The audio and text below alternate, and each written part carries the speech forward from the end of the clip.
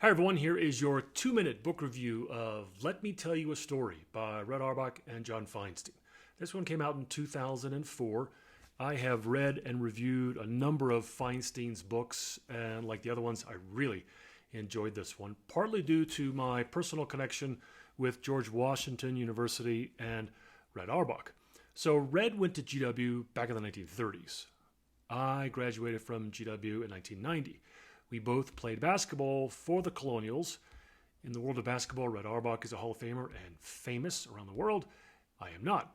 John Feinstein made his name writing about college basketball and is a Washington, D.C. guy, and so is Red. So for all of those years that Red was coaching, as well as being the general manager for the Celtics, he maintained his primary home in the D.C. area.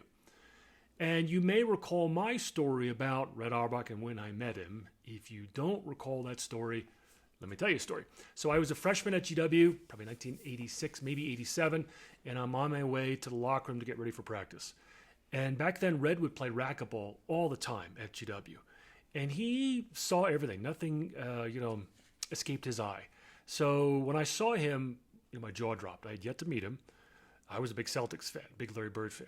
And my coach, who had been playing racquetball with Red, they're sitting down on the bench after playing, says, Red, this is Peter Young, one of our freshmen.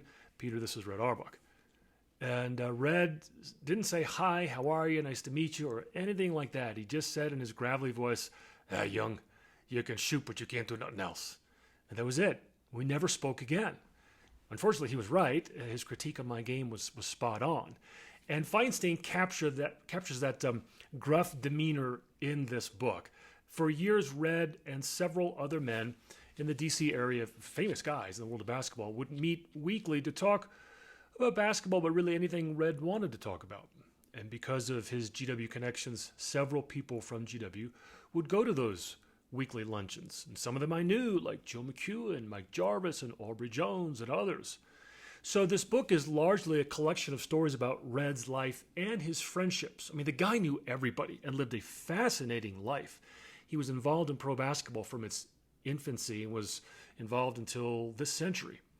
So Red died in 2006, so we will unfortunately never have a real conversation, but Feinstein continues to crank out good books. If you love basketball and history, you're going to like this one. So as always, please like, share, comment. You can also go to my YouTube channel. I'm not at 100 videos yet, but I'm getting there, and you can watch all of them there. And as always, until next time, keep reading.